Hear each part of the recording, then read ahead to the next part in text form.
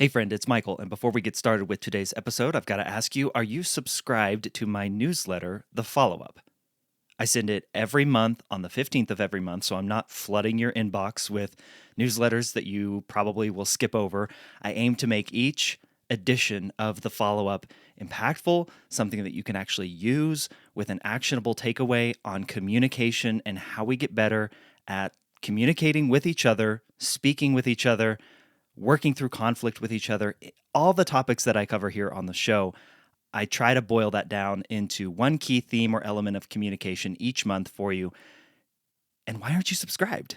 If you're not, why aren't you subscribed? Go to michaelashford.com/newsletter and subscribe. The link is also in the show notes. I would love to count you among the many subscribers who get each month, like I said, the follow-up. All right, so let's get into today's episode with a question for you. Do you feel like you are mentally strong?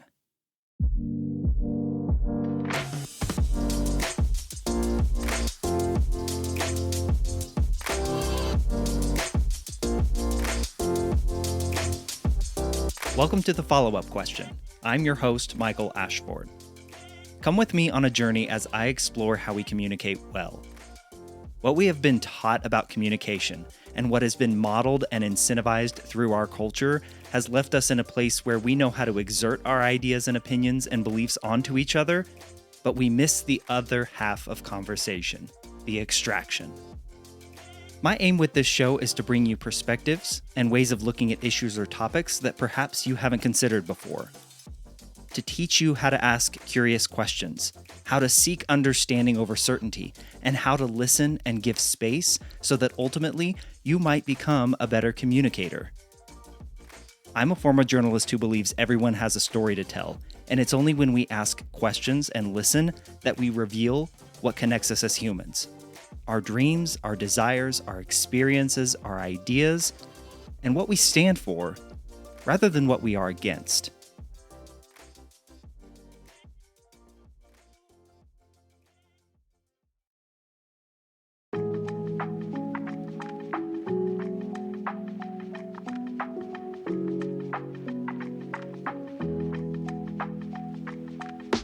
One of the ways us humans feel the most vulnerable and least empowered is when others have authority and control over us. It's why we hate micromanagers at work. It's why we regularly drive 85 when the posted speed limit is 70. Not that I would know anything about that. It's why solitary confinement is one of the harshest penalties we can impose on a person in prison. You take away a person's sense of autonomy, and I'll show you a person who is unsure of themselves, who is angry, and who is without peace. In my work as a speaking coach, I regularly have conversations with clients about letting go of the sense that the audience has any power over their performance. It becomes so easy to slip into feelings of judgment, criticism, and dislike of ourselves, as someone on stage anticipates that someone out there in the audience might not like them and therefore somehow dictate the success of their talk. Any of those feelings are not about you, I say. It's about them. It is this giving away, this relinquishment of power and control over your thoughts and actions that psychologist Amy Morin says chips away at your mental strength and your ability to be emotionally healthy. As she wrote in her first book, 13 Things Mentally Strong People Don't Do, giving other people the power to control how you think, feel, and behave makes it impossible to be mentally strong. In this conversation, Amy and I discuss what happens when you reclaim control over your thoughts and feelings, how it allows you to separate your opinions from facts, and how her experiences with grief and loss led her to write her original list of 13 things mentally strong people don't do, that turned into so much more than she could have anticipated.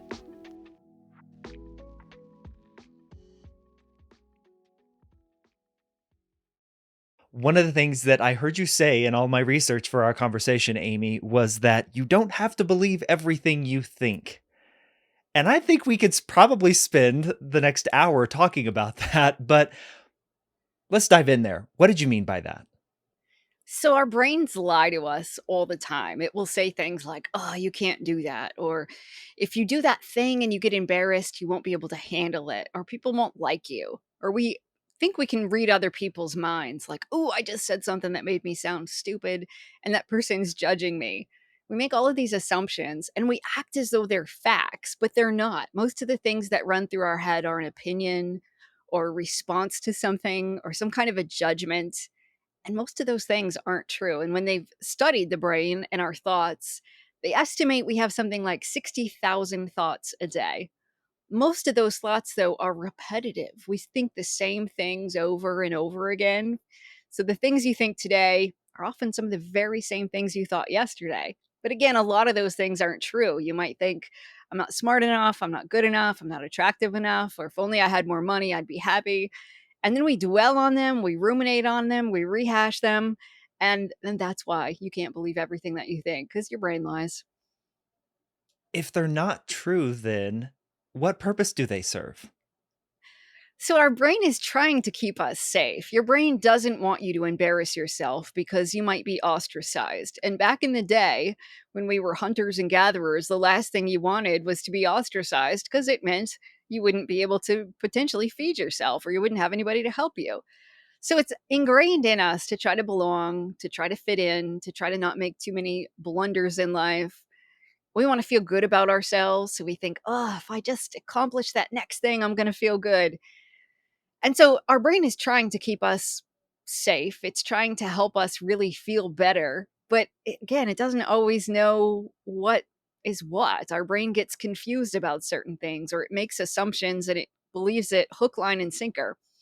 And of course, if you add in mental health issues, then your brain really lies to you. When you're depressed, you'll think nothing's going to work. Nobody likes me. When you have anxiety, but it's not just an anxiety disorder, but when you feel anxiety about something, you'll think about all the worst case scenarios. You underestimate yourself. You imagine that you're doomed. And so we know that too. Our emotions cloud our judgment. Like when you're sad, you should never negotiate. If I say to you, "Hey, Michael, I would like to sell this item to you," and you offer me $5, but I think it's worth 10, studies show I won't counteract that. I'll just say, okay, and I'll take that because I think, oh, my self esteem can't handle one more blow. So that's why it's so important to be aware of how our emotions affect how we think, and then our thoughts affect our behavior. If I think I'm going to embarrass myself or I can't succeed, I probably won't try. And then it becomes this self fulfilling prophecy. So, big question here then. You're talking about having an awareness of those thoughts, but how do we get to that place where we can block out the noise and begin to understand the things we may or may not be telling us that may or may not be true? So, one step is to just ask yourself when you're thinking something, is this a fact or an opinion? And for my therapy clients, that goes a long way toward helping them realize most of the things that run through my head are an opinion, not necessarily a fact.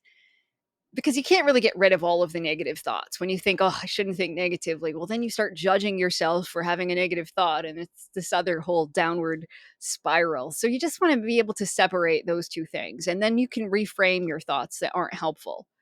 So if I watch a movie with you and I walk away and I'm like, that movie was stupid, I could reframe that and just say, that movie wasn't for me or it wasn't my taste.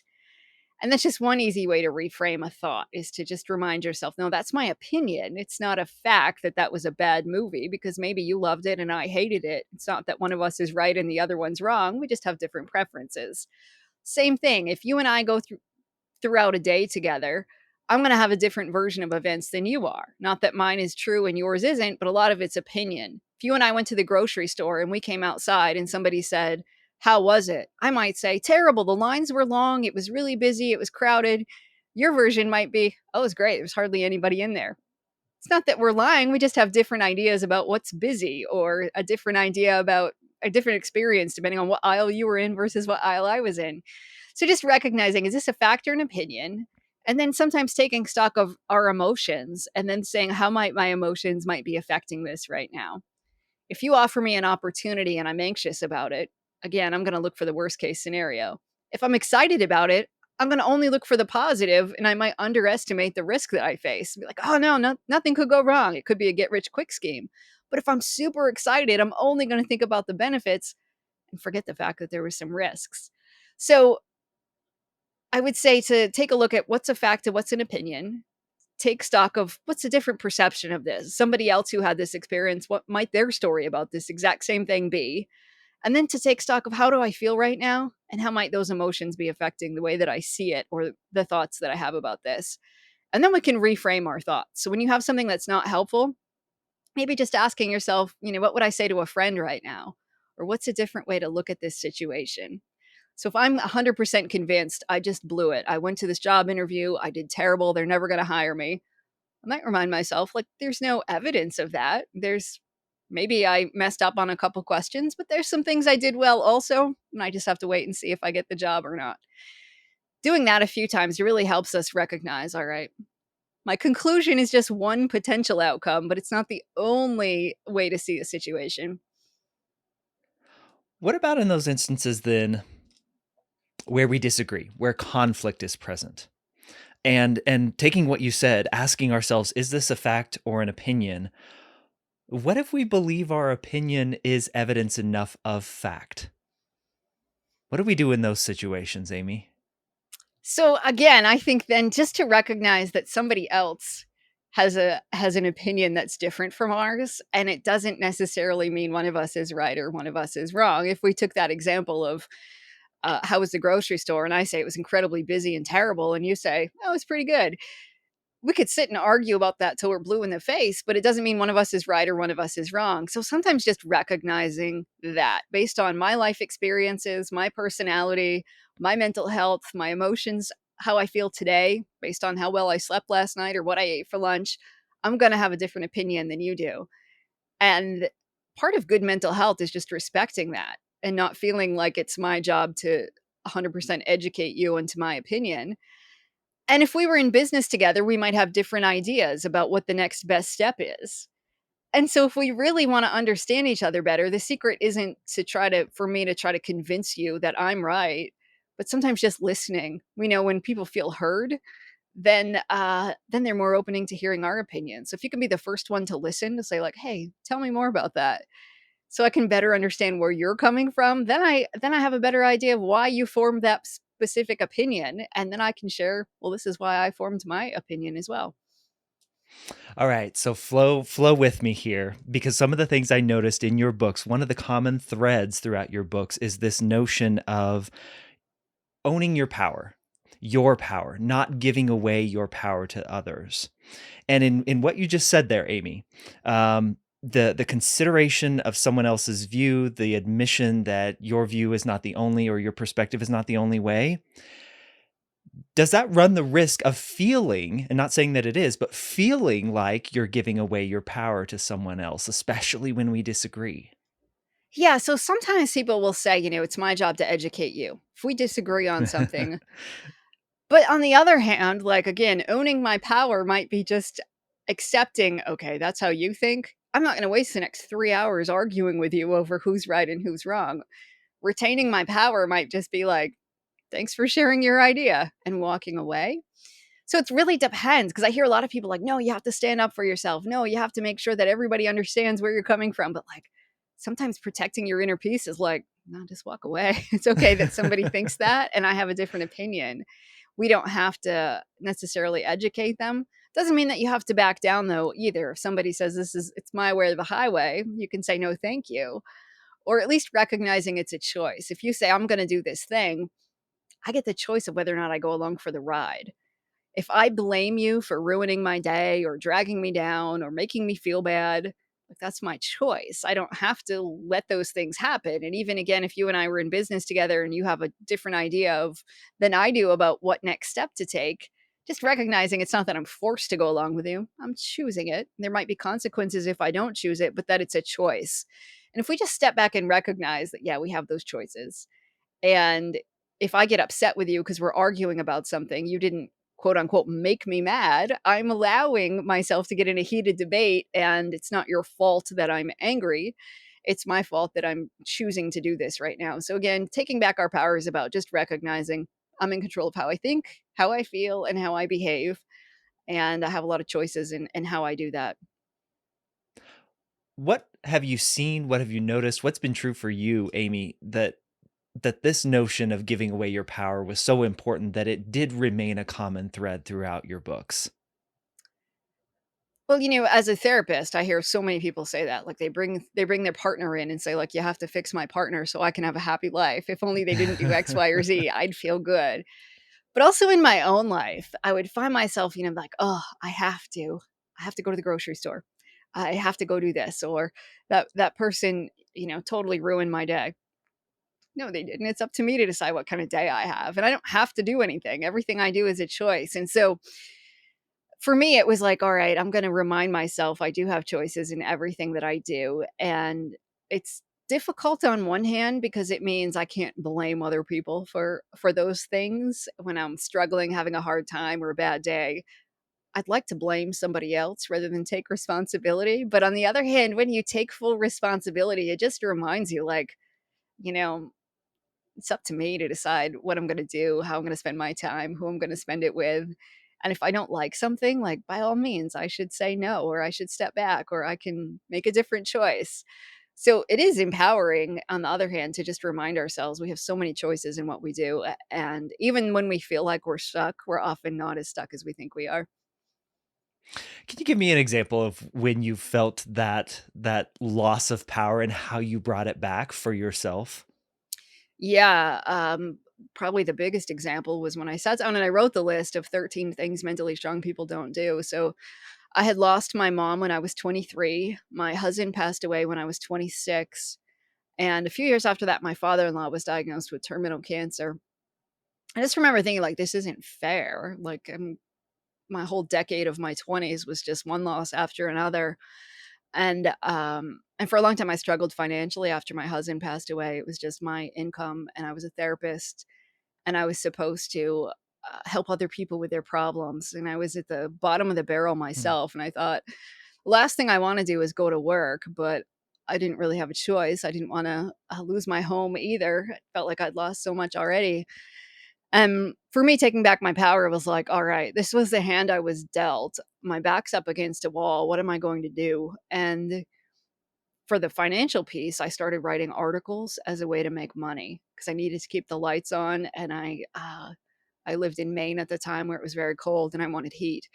And so, and you can only be a therapist so many hours a week. I couldn't do it 80 hours a week to stay afloat. So I needed a side hustle, and writing articles just seemed like a good place to go. So for me, taking back my power was saying, all right, if I have this problem, what am I going to do about it? What's the action I can take? Started writing articles, was able to then pay the bills, keep the lights on. And then in thinking, all right, again, if this was a hand I was dealt, what do I want to do with my life? I can either say I'm going to have a sad rest of my life, or I can take back my power and say, this is what my 20s were. How do I make the rest of my life the best I possibly can? And out of that, one of those articles went viral. I got a book deal, and now I get to live on a sailboat in the Florida Keys, and life is pretty good again. But it took a long time to get here. Amy, one of the things you wrote in 13 Things Mentally Strong People Don't Do, you wrote, although circumstances can change quickly, humans often change at a much slower pace. Choosing to do something different requires you to adapt your thinking and your behavior, which will likely bring up some uncomfortable emotions, but that doesn't mean you should shy away from change. In everything that you just described, and you have told that story much more in depth many times as I've heard, and you recount it in your book, the mental energy required to navigate the type of change you just talked about and to constantly come back to, and maybe not even constantly is the right word, to consistently come back to this notion of not giving away your power. How does one store up the capacity to navigate change and bring themselves back into that idea of not giving away their power, controlling what you can control, however you want to word that? For me, it was minute by minute, just saying, like, what do I want to do right now? What do I want to do today? How do I want to Yeah. get through this? Through this. And as you just said, focusing on things I could control. Well, I could walk around the block when I needed to do something differently. I could Again, just staying focused on, all right, I can't control the bills right now, but I can kind of control my income. So let's focus on that.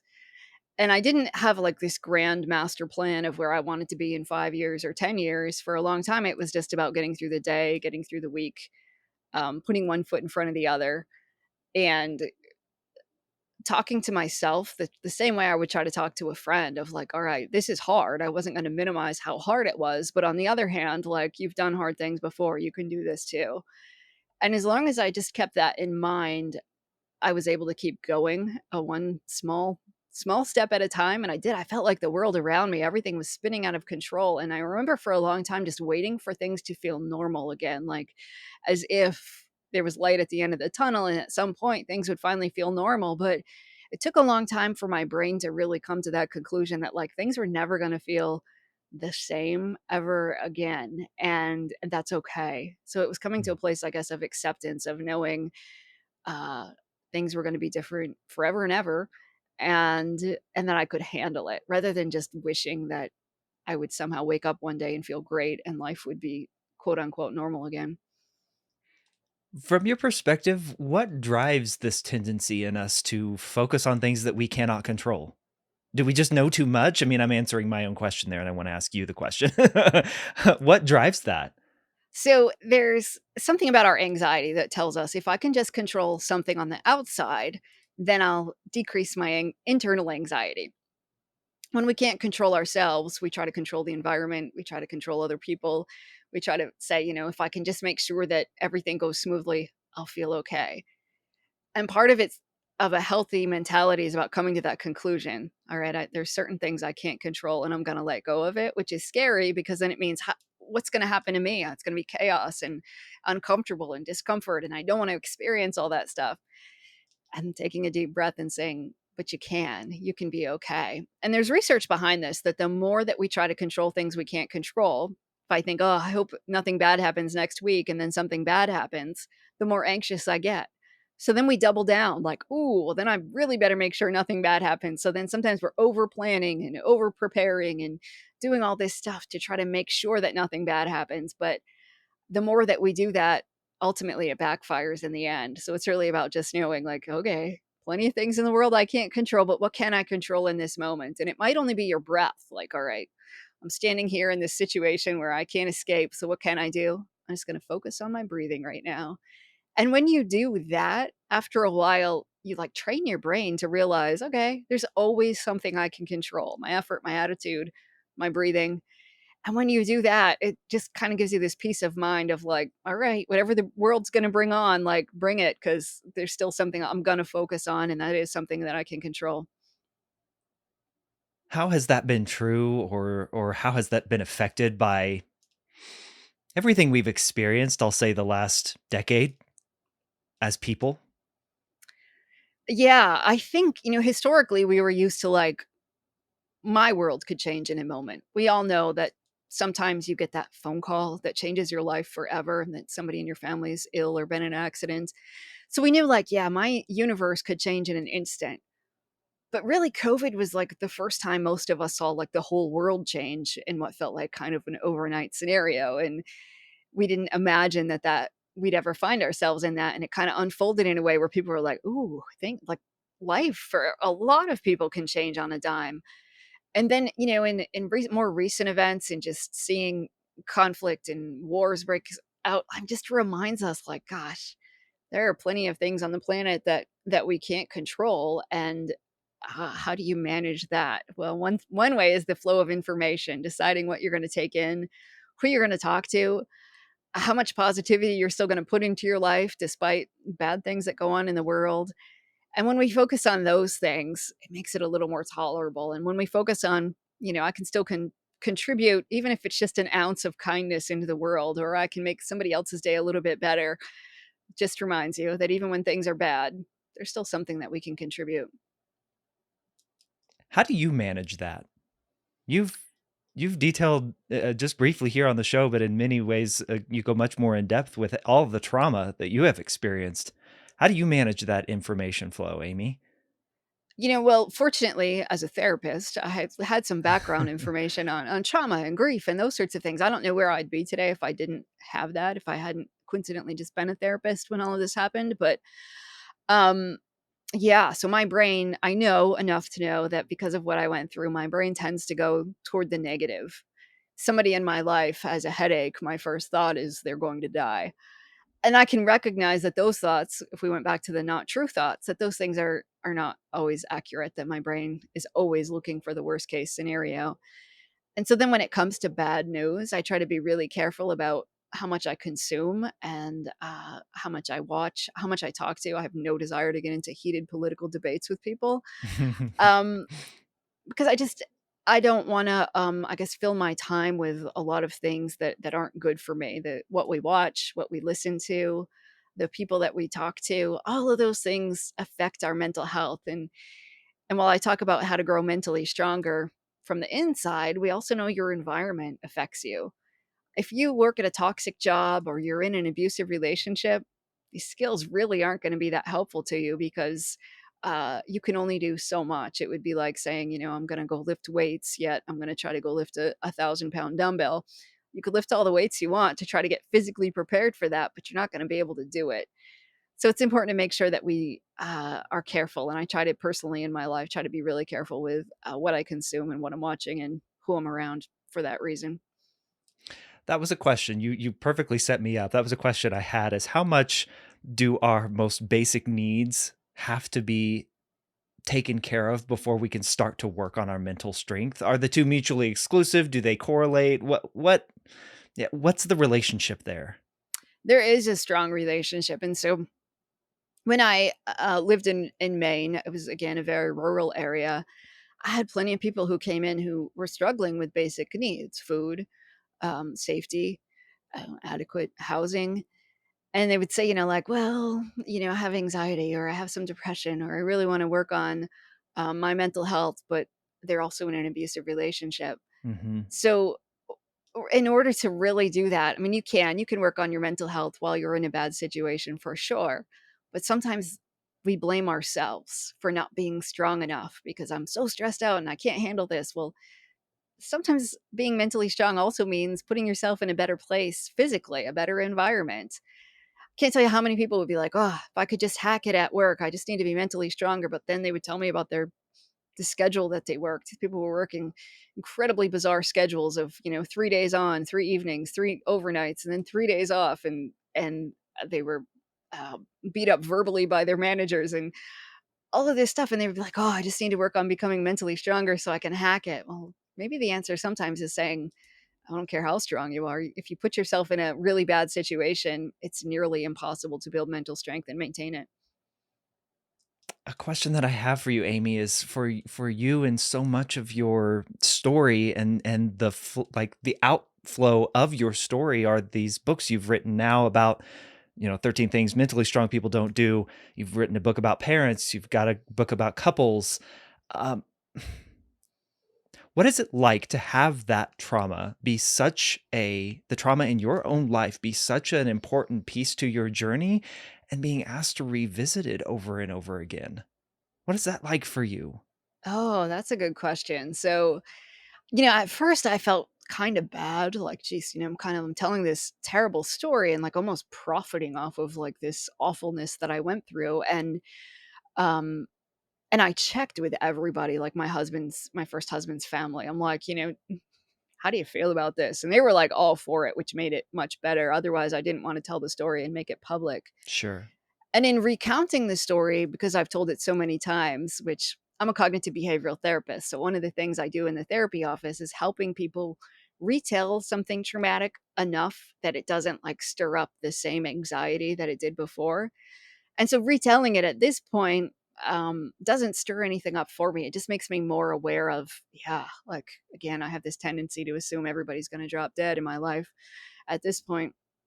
So it doesn't stir up like an incredible emotion, but on the other hand, it stirs up, I guess, a piece of gratitude that I'm like, I'm so grateful that I took this stuff that happened to me and I'm able to help other people.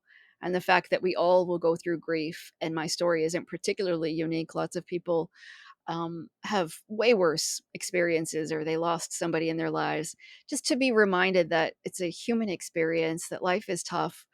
And and when we talk about it, I think it makes us all feel a lot less alone in just being able to discuss it. Do you ever get pushback that earlier you referenced we have this tendency to blame ourselves when we don't feel like we're mentally strong enough. Do you ever get pushback that it almost feels, the phrase that I keep coming back to is like there's this toxic positivity about it? And how is it different than that, Amy? Yeah, so when it started as an article, 13 things mentally strong people don't do, it was just a very short list basically of what the 13 things are. And I remember some of the people that would read it would be like, "Well, we're not robots, we're supposed to have emotions." I would Hmm. think, "Ooh, how did you get that out of that list, that that's what it is?" But I hear some people confuse being strong with acting tough. So they'll be like, "I didn't cry at a funeral because I'm so strong." It's like, no, that means you're just really like acting tough. If you have an emotion and you can allow yourself to experience it and sometimes express it in a socially appropriate way, like that is strength. That is what strength is. But it gets confused where people think if you just put yourself through horrible things and you pretend like trauma didn't affect you and you say, these terrible things I went through made me so much stronger and now I'm a great person because of it. Like, I think people feel that pressure and they'll confuse that with strength as opposed to, I'm going to pretend I don't have feelings. I'm going to pretend like I can do anything. I'm going to deny any kind of weakness, or I'm going to pretend like I have all the answers to everything. And so I'll even talk to people about the fact that when we compliment somebody on like, "You're so strong," like, what do we really mean when we say that? And I'll see somebody going through a tough time and their friends are like, "Oh, you're so strong." And it doesn't really feel like a compliment because people are like, I'm like suffering over here. I'm trying to put on a brave face, but what do I get rewarded for? I guess not acting like I'm in pain. And I don't think we should reward people for that, because true strength would be your friend saying, "God, I'm going through this awful thing right now and I'm really struggling over here." That's what strength is. But nobody ever says, "Hey, you're so strong," when they say that. They tend to say it when people are, get up and pushing through no matter what. So I do think there are some misconceptions about what strength is. And I try hard to help people figure out that narrative so that it doesn't feel like being strong is the same as just being toxically positive or pretending like life is grand all the time, because it isn't. What do you think of the phrase "pull yourself up by your bootstraps"? It's easy to say when you look at somebody else, right? To be like, "Oh, no, you know what I'd do if I was in that situation?" But we forget that, not everybody has the same skills and resources and tools and struggles and life experiences and knowledge. So I think it gets a little judgy when we tell other people they should do that. And of course, when it comes to mental health, there's that attitude of, well, you should just pull yourself up by your bootstraps. And we think, people, if they're struggling, that they're somehow like self-indulgent or they're looking for attention. But we don't say that about physical health. If somebody had a physical health problem, we'd probably send them some well wishes. Hmm. And we might even be like, "Wow, and you're still going to work every day? Like, goodness, I can't believe you're able to do that." Somebody with depression goes to work. We're like, "Oh, yeah, obviously, you shouldn't sit at home and watch TV." We think they're lazy. And people feel all of these stigmas associated with mental health and the idea that you have to pull yourself up by the bootstraps. And if you don't, it's a weakness. None of that's true at all. Mental health issues are the same as physical health issues. They can happen to any of us. And you can't always pull yourself up by the bootstraps. Sometimes you need some support. I love that frame, Amy, of you wouldn't say that about a physical issue. Why would you say that about a mental? Right? I love that frame so much.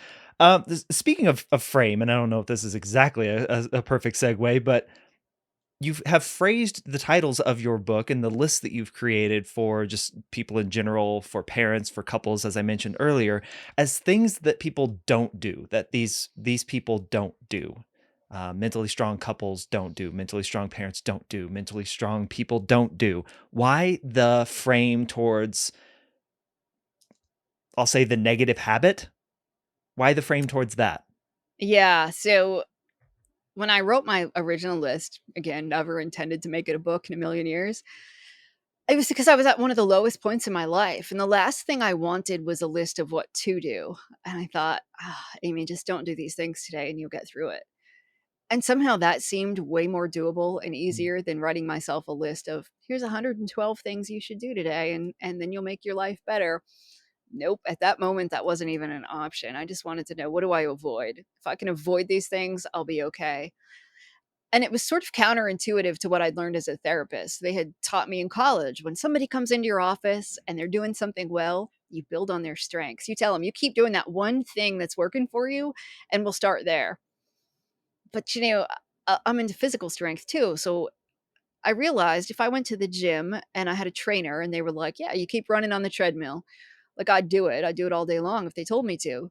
But like, what if they didn't tell me to stop eating the jelly donut on the way to the gym? I'd be really, really mad because I'd rather give up the extra hour on the treadmill, and give up the jelly donut at the same time. That's way easier than saying I'm gonna run 2 more hours. So I thought, "Huh." But I think that that happens, and again, if we were to compare it with physical health, it's tangible, so it makes more sense to us. But, like, if I eat 3 jelly donuts and then I eat a salad, they don't necessarily counteract each other. So if somebody just said to me, "Well, quit eating the jelly donuts," like, that feels doable. And so when it came to mental strength, I realized over the years from my therapy clients, it wasn't always about what people did. Sometimes the people that were the strongest people I'd ever met, it was about what they didn't do. They didn't have certain bad habits. And I guarantee we all have good habits in our lives, but sometimes we do those things that are counterproductive. And then we end up working really, really hard. And then we're wondering why nothing's working. So if you just get rid of your worst habit, it makes the good habits you already have so much more effective. What you just said there, getting rid of the worst habit, is that difficult or easier than the inverse or the reverse, which, as you mentioned earlier, is the, well, here's one thing to do? What's the difference there? So if somebody said, gee, I write in a gratitude journal, like that's great. We know that's really good for mental health. But if they spend the other 23 and a half hours every day complaining about how terrible things are in life, that 30 minutes that they sat down to write in a gratitude journal isn't really going to do any good. So you're much better off saying, I'm going to quit grumbling and complaining throughout the rest of the day. And then suddenly your gratitude journal works. So in a lot of cases, I think just getting rid of something, and not to say that it's easy, but when you get rid of like those obstacles and those things that are holding you back, suddenly your good habits become more effective. That's easy to say when we're talking about something like even complaining or having a bad attitude. It's much more difficult. Like if your worst habit, if you have a serious substance abuse issue, it's not like, hey, just give that up and your life is good. We know there's a lot more and it's more complicated than that. But in terms of building mental strength, I think sometimes just focusing on your worst habit can be the most powerful way to say, I'm going to move forward. Where does willpower come into play here?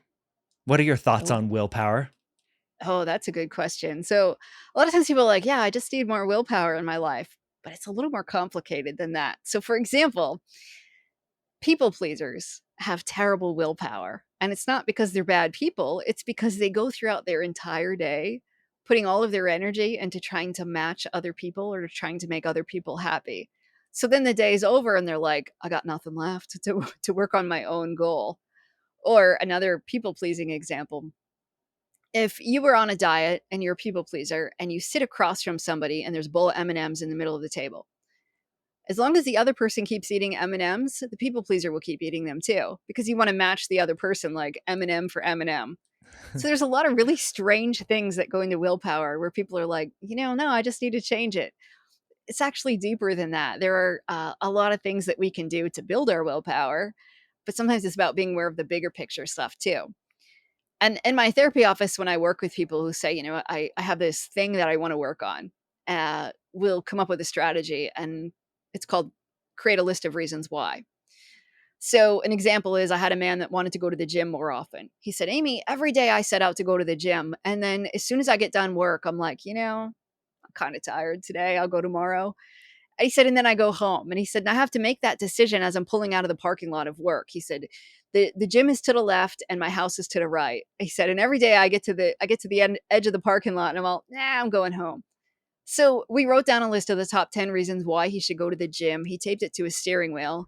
And before he started the car, he would read that list and essentially talk himself into turning left and going to the gym.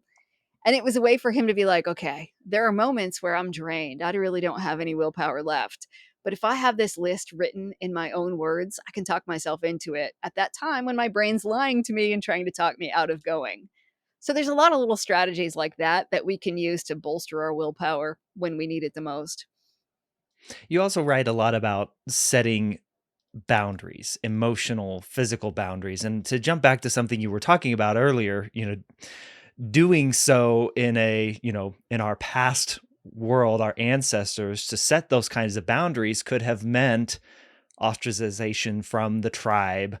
That's really not survival on your own was not really feasible. So setting them now in the context of everything that we are surrounded by today, the conflict, the trauma, the just knowing everything that goes on in the world all at once at any moment. How do we get over that deep-seated fear of being left out, but do the thing that probably, honestly, for me, just speaking from experience, provides us the greatest attempt to succeed? How do we set boundaries, Amy? Sometimes it's about reminding ourselves that when we set boundaries, we're being kind to ourselves, but Yeah. we're also being kind to other people because we're teaching them what our expectations are so that they don't have to guess. They don't have to spend a lot of time worrying about, like, is it okay to do this? Or is this going to offend you? Are you all right with this? Do you like this? We just tell them up front. Like, that takes so much of the energy out of the equation so they don't have to worry anymore about whether they're offending you or pleasing you or whatever it is. And when we remind ourselves of that, I think it gets easier. So if you don't like something somebody's doing, be upfront with them. And when you have friends or family members who do that, like, then you know where you stand with them. So if they aren't telling you something, you're like, "Oh, okay, it's okay. I text you after 10 p.m. because you haven't said anything or you've replied to me, so I know you're okay with that." What I think is more challenging is when you have a friend or a family member who you know won't speak up. So then you're just kind of left like, is this okay that I'm doing that? Am I crossing any lines? And you know that they won't tell you, or they'll be like, oh, I don't care. It's exhausting sometimes. So if you can just remind Yeah. yourself that you're being kind to yourself, but it's also a really kind thing to other people, I think sometimes it makes it a little easier. Do you have any favorites? Do you have any favorites of your original 13 list, the ones that just have some sort of a deeper meaning to you? Well, number 1 on the list on in my first book, 13 Things Mentally Strong People Don't Do, the reason it was number 1 was because that's where I was in life, which is don't feel sorry for yourself. But this one, people often think that I mean you can't be sad, and that's not what I mean at all. Being Mhm. sad is healthy, it helps you honor something that you lost, it's a really healthy emotion. Self-pity is different, though. That's when you start to be like, "Oh, my life is so much worse than everybody else's. There's nothing I can do about this," and you can eventually become helpless and you become hopeless about changing things. So for me, this is the one that I think is sometimes the most powerful when you go through hard times, to just remind yourself, no matter how horrible things are, there's still something that you could do to make your life or somebody else's life a little bit better. Might be as simple as just telling your story so that somebody else can learn from it or to relate to it. It might be smiling and holding the door for somebody, but no matter how bad life is, like, you're still here for some sort of a reason. You have opportunities and purpose to make an impact still, but yet it's so easy sometimes to be like, "This isn't fair. My life's gonna be terrible. There's nothing I can do about it," and we dig in our heels and just sort of resign ourselves to being stuck, and that's not healthy. What then is layered on top, and you just mentioned, some sort of a purpose. Your other books focus on couples and being a parent. Obviously, there is a very clear and defined purpose in those roles for us.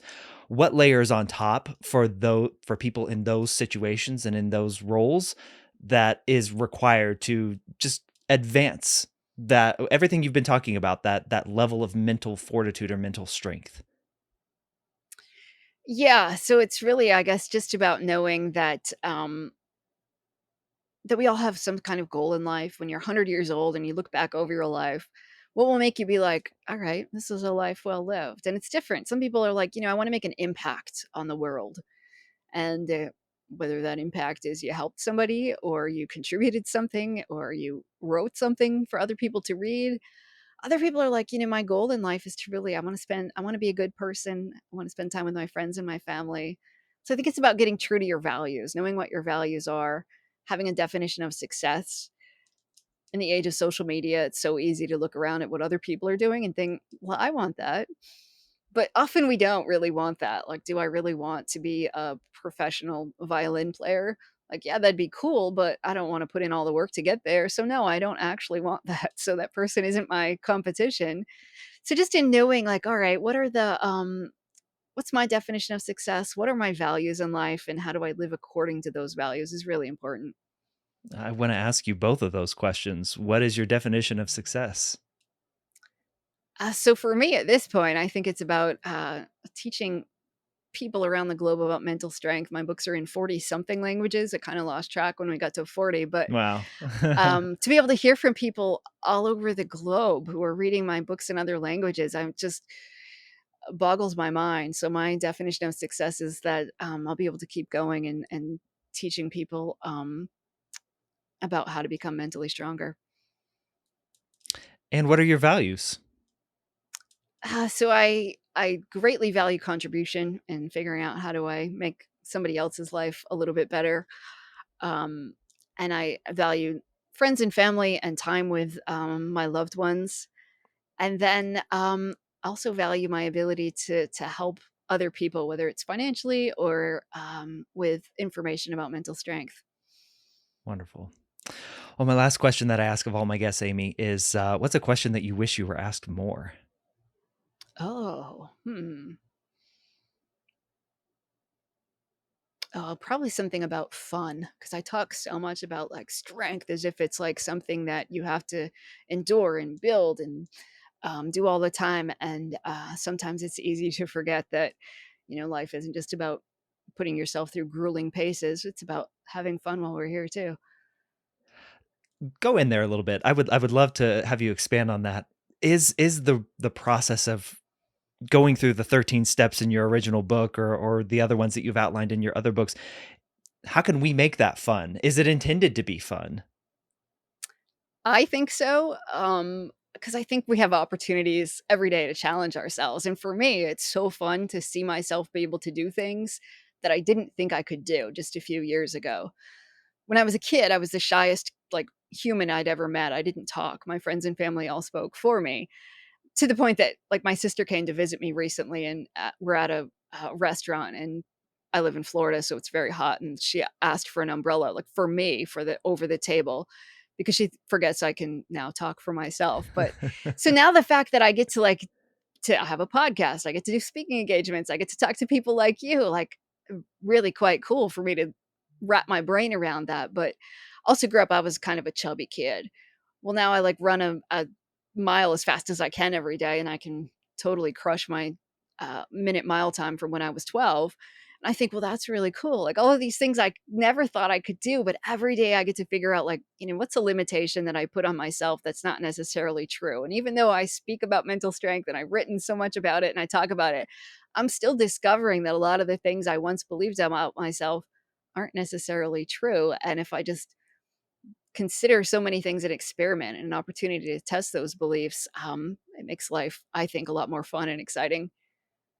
Well, I want to affirm your growth. I'm a speaker and communications coach as well, and I'm the head speaker coach for a TEDx event. And I watched your TEDx talk, and you did a phenomenal job, Oh, wonderful thank job in you. crafting your talk. I know you had mentioned you didn't like public speaking previously, but Uh-uh. now, I mean, you did a great job. You've been an excellent guest as well, Amy. So I want to Well, commend you on that.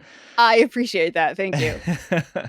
Thank you so much for joining, and it was a pleasure reading the book and connecting with you to ask these questions. Thank you so much. If people want to, I know you've got new stuff coming out. Where can people go to connect with you and find all that? So my website is Amy Morin, LCSW, as in licensed clinical social worker.com. And on there, you can find my TEDx talk, information about my books, and information about my podcast, which is called Mentally Stronger with therapist Amy Morin. Thank you so much, Amy. It's been a pleasure. Thank you for having me. My favorite thing that Amy said in that conversation was this: if you can be the first one to listen, Think about what that could mean for your conversations, for your relationships, for the moments when we're in conflict, even in the moments when we're not in conflict, when we're trying to be supportive, when we're trying to bring about some sort of change, when we're advocating for something that we really care about. Perhaps if we are the first one to listen and then respond to what we're actually hearing, think of how different or how empowering or how powerful that could make your role as a communicator and your role in conversation. To be the first one to listen, to be the first one to hear someone out, to be the first one to hear someone's concerns, thoughts, feelings, opinions, and not adopt them as your own, but to respond to them in a thoughtful and meaningful and impactful way. We don't do that enough, as you've probably heard me say here on this show, and you've heard many guests over time say on this show. We default to speaking our mind first and forget about the listening, the actual true listening, of hearing someone, of empathy, as Manu Meal said, of helping someone feel like they belong in that space with you. That's the true power of listening and what it can do for your conversations. You can have conversations that actually solve problems, move mountains, create change, create peace. And it's a powerful thing. So I want to thank Amy for joining me here on this episode of the follow-up question. Please do me and Amy a huge favor. Share this episode with your network. Find somebody out there who you think might enjoy the conversation between Amy and I and all the lessons that you just heard about 13 things mentally strong people don't do. Also, be sure that you are subscribed to the show so that you never miss when a new episode drops. Wherever you're listening to the show right now, subscribe so that you can be notified right away when a new episode drops. And if you ever want to get in touch with me, you can always go to my website. It's michaelashford.com. You can reach out there, or you can email me. It's michael@thefollowupquestion.com. Don't forget, subscribe to my newsletter, The Follow-Up, as I mentioned at the beginning of the show. And until next time, keep asking questions.